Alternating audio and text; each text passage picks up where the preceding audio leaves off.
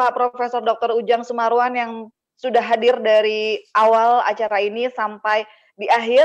Kami mohon perkenannya Bapak Profesor Dr. Ujang Sumarwan untuk berbagi juga tanggapannya dan pandangannya tentang urban farming ini. Tentunya kami juga memohon closing statement dari Bapak selaku Guru Besar Dekan Fakultas Ekologi Manusia dari IPB. Mohon perkenannya Bapak Profesor Baik, Dr. Mbak Ujang Ipa. Sumarwan. Assalamualaikum warahmatullahi wabarakatuh. Waalaikumsalam warahmatullahi wabarakatuh. Wah, luar biasa hari ini ya. Mbak Ipa, saya ke bagian terakhir. Mudah-mudahan masih semangat nih semuanya ya. Oke, Mbak Ipa, di sini terus terang saya tidak akan memberikan materi ya. Jadi saya di sini itu sebetulnya sebagai mahasiswa. Nah, guru saya siapa di sini? Ternyata guru-guru saya ini luar biasa hari ini nih ya.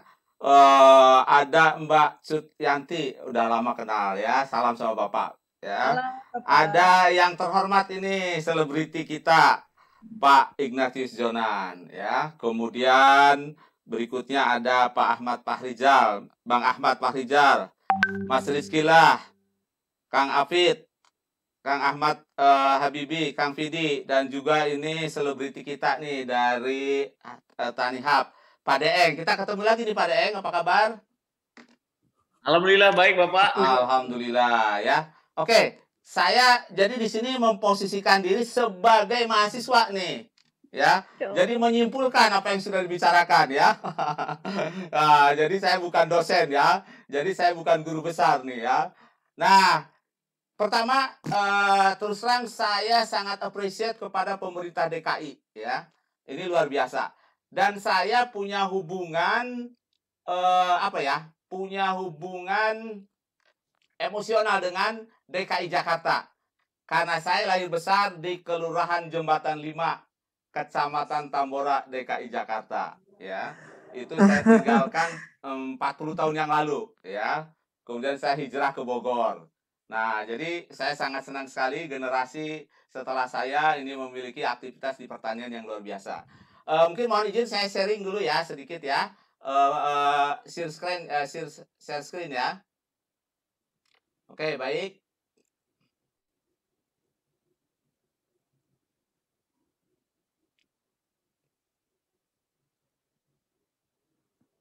Oke, saya sedang siapkan filenya dulu. Mohon bersabar.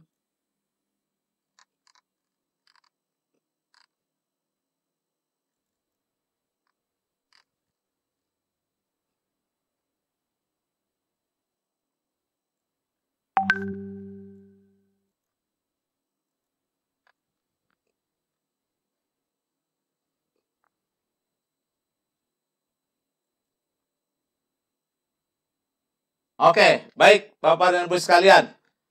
Saya coba membuat catatan saya ya dengan bahasa yang mudah-mudahan bisa dipahami. Ini apa sebetulnya tadi kalau saya rangkumkan ya. Kalau saya rangkum apa yang dibicarakan oleh dosen-dosen saya tadi, guru-guru saya tadi ya. Ini apa sebetulnya makna petani milenial dan digital platform pertanian bagi generasi digital dan konsumen kota. Nah, kira-kira saya memberikan judul ya. Ini saya adalah sebagai berikut ya. Nah, jadi saya akan mencoba membuat judul yang simpel seperti tersebut ya. Oke, saya kebetulan lahir besar di Jakarta, kebetulan saja sekarang bertugas di Bogor ya. Oke, yang pertama, ternyata Bapak dan Ibu sekalian ya, ini menggambarkan satu capaian SDG. Jadi kiprah dari para tadi, apakah sebagai sumber pendapatan, apakah sebagai hobi. Nah, kegiatan ini ternyata membantu pemerintah untuk mencapai tujuan no poverty, zero hunger, kemudian good health and well-being. Dan yang terakhir, ini nomor 12, SDG nomor 12. Apa? Konsumsi dan produksi yang bertanggung jawab dan memiliki dampak yang positif terhadap lingkungan. Nah, jadi kita bersama-sama dengan pemerintah, ya, ini menciptakan lebih banyak lagi petani-petani milenial. para praktisi. Dan yang penting ini yang menarik, ternyata menekuni pertanian tidak dibatasi oleh usia. Nah, kita lihat tadi Pak Ignatius Jonan, ya, mau belajar dan ternyata berhasil, ya. Jadi usia tidak ada batasnya. Ibu Cut, ini juga luar biasa, mampu menginspirasi. Saya juga nggak mau ketinggalan nih sama milenial. Ternyata saya punya hobi baru nih saat pandemi ini, ya. Saya memanfaatkan pekarangan saya untuk juga ya nggak mau kalah lah sama petani milenial, ya. Apalagi saya dari IPB, ya. Apalagi saya dari IPB, saya harus mempraktekkan, ya. Tujuannya adalah tadi mencapai SDG, ya, ketahanan pangan, ya, untuk keluarga. Nah, ya. Ini beberapa ini kira-kira lahan sempit saya coba tanam sayuran, ya, dan sebagian buah-buahan, ya. Jadi sebagian buah-buahan. Nah, ini ternyata juga memberikan kesenangan lahir dan batin, ya. Nah, saya sekarang udah 2 minggu buah-buahan saya juga tidak beli, ya. Untuk buah-buahan tertentu saya suplai dari pekarangan saya sendiri, ya. Nah, ini ternyata juga jadi tempat ini nih ibu-ibu nih pada datang, ya. Jadi begitu waktunya panen saya undang temannya istri untuk datang, ya, sedikit berbagi, ya. Nah, kemudian juga jangan lupa nih petani milenial supaya sehat, ya, supaya dapat produktif, jangan lupa berolahraga, ya. Karena olahraga ini syarat utama kita bisa berproduktivitas dengan sangat baik. Nah, yang pertama, saya melihat bahwa apa yang dilakukan oleh tadi para pembicara, saya bisa melihat menggambarkan satu aktivitas yang disebut dengan socialpreneur. Di mana socialpreneur ini, ya, dia berbisnis bukan hanya, ini ya, tolong diingat, bukan hanya untuk kepentingan diri sendiri, tapi juga untuk kepentingan orang lain. Wah, ini luar biasa. Jadi kalau Pemda DKI ini mampu mendorong banyak generasi muda melakukan ini, maka akan terbangun socialpreneur yang sangat banyak sekali. Nah, yang kedua, jadi kalau kita lihat begini, bagaimana hubungan entrepreneur dengan socialpreneur?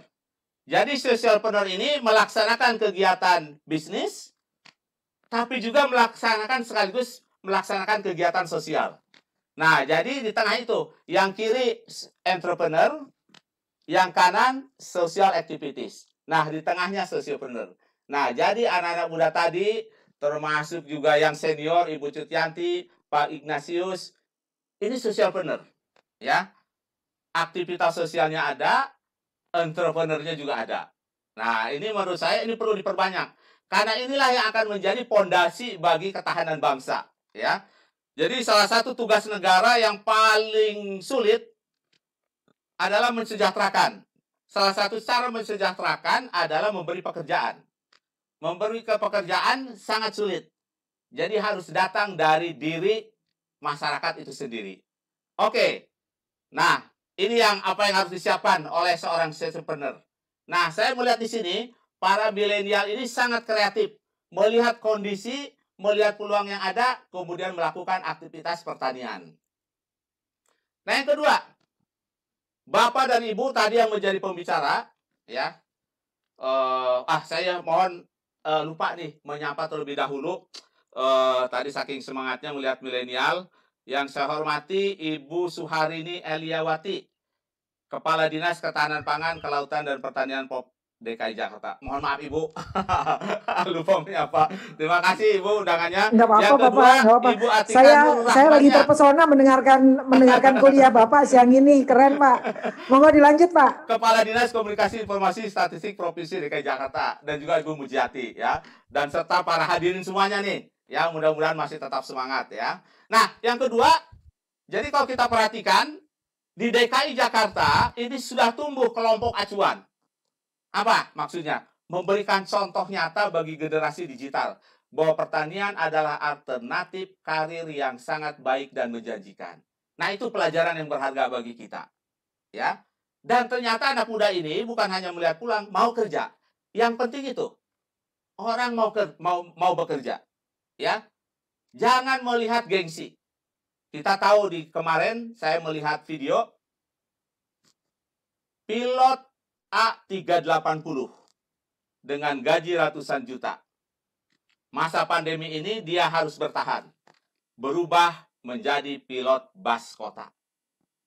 Dan dia senang melakukannya. Nah, ini yang harus diciptakan anak-anak muda ini, ya. Mau bekerja yang halal, ya, mau bekerja yang sangat produktif. Nah, yang kedua, saya melihat Bapak dan Ibu tadi yang menjadi presenter, sungguh itu juga menjadi saya menjadi terdorong. Nah, jadi Bapak dan Ibu tadi sudah menjadikan kita semua, Bapak Ibu, sebagai motivator. Memberikan dorongan yang kuat bagi generasi digital bahwa agripreneur adalah alternatif karir yang menjanjikan. Dan contohnya sudah nyata, ya. Karena anak muda sekarang tuh melihat contoh yang dilakukan. Nah, karena itu ini harus dipromosikan para mereka yang milenial tadi, ya. Ini harus kita berikan ruang untuk itu. Nah, kita lihat juga tumbuhnya platform digital, ya, yang sangat banyak. Nah, jadi ini tadi sudah ada kesempatan Pak Deeng bisa berkolaborasi dengan teman-teman milenial untuk membangun kolaborasi ini. Karena ini memberikan akses pasar yang lebih luas untuk para petani kita. Oke, baik. Yang keempat, catatan saya nih, ya. Ya, ini bukan ceramah saya nih, catatan saya sebagai mahasiswa pagi ini, ya. Karena apa? Dosen juga harus selalu belajar, ya. Pertama apa? Saya melihat rebranding dari proses bisnis pertanian, terutama tanaman pangan dan hortikultur. Pertanian dengan adanya milenial, dengan adanya Tani Hub, dengan Mbak Cutianti terjun ke pertanian, Pak Ignatius sebagai selebriti terjun di pertanian, ini membangun persepsi pertanian sebagai proses bisnis yang high-tech dan modern. Nah, ini luar biasa, ya, bahwa ternyata pertanian itu tidak dipersepsikan dengan orang kumuh, ya, kemudian terbelakang dan lain sebagainya. Dan saya pikir saatnya DKI memberikan contoh kepada kota-kota besar lainnya. Dan DKI Jakarta ini menurut saya tempat yang sangat ideal. Mungkin kota yang pertama di dunia, kalau bisa nggak perlu 50%, 10% saja kebutuhan pangannya dari dalam kota sendiri, itu menjadikan Jakarta luar biasa. Nah, petani milenial dan Tani Hub, dari catatan saya, yang sangat penting apa di sini? Connecting petani kepada akses pasar yang lebih luas. Nah, ini menjadi sangat penting. Tadi saya melihat dari seluruh problem yang ada, ternyata produksi bukan masalah. Yang jadi masalah adalah pasar. Nah, karena ini, digital platform seperti Tani Hub harus mampu menjangkau para milenial kita. Ya. Nah, yang keenam catatan saya. Rencana munculnya petani milenial, munculnya digital platform, ini membangun kolaborasi dan kedekatan dengan petani di berbagai daerah. Nah, karena itu, kata kunci ke depan adalah kolaborasi. Tidak mungkin semuanya maju kalau tanpa kolaborasi. Bersaing oke, tetapi di dalam persaingan itu harus ada kolaborasi. Karena dengan kolaborasi itu menciptakan efisiensi. Baik, yang berikutnya. Saya melihat apa yang sudah dilakukan oleh para petani milenial tadi, dan termasuk DKI Jakarta, ini rupanya sudah menjadi agent of change. Ya, petani milenial, marketplace, dan Pemda DKI. Ya, dan ini sebagai motivator, pendorong dari urban farming. Nah, urban farming inilah harus dipromosikan sebagai, nah ini dia ya, gaya hidup baru yang sehat. Nah, ini yang harus kita promosikan. Oke, berikutnya. Kegiatan ini dan kegiatan termasuk yang dilakukan oleh para petani milenial dan juga DKI, maka ini yang kita sebut dengan promoting green and healthy lifestyle. Kalau kita kembali Nah ini ya, kalau kita kembali ke Sustainable Development Goals, ini ada pada nomor 3, yaitu kita harus mencapai tahun 2030, yaitu penduduk yang sehat dan penduduk yang sejahtera melalui produksi dan konsumsi yang bertanggung jawab. Nah, Bapak dan Ibu sekalian, mohon maaf beberapa menit lagi, ini saya mencoba membuat catatan untuk setiap presenter tadi ya, selain saya kesimpulan yang umum tadi. Nah, saya melihat salah satu catatan lagi yang belum saya tuliskan di sini. Semua pembicara itu adalah pembelajar. Agile. Nah, Al-Quran bahkan menyebutkan, Iqra, bacalah.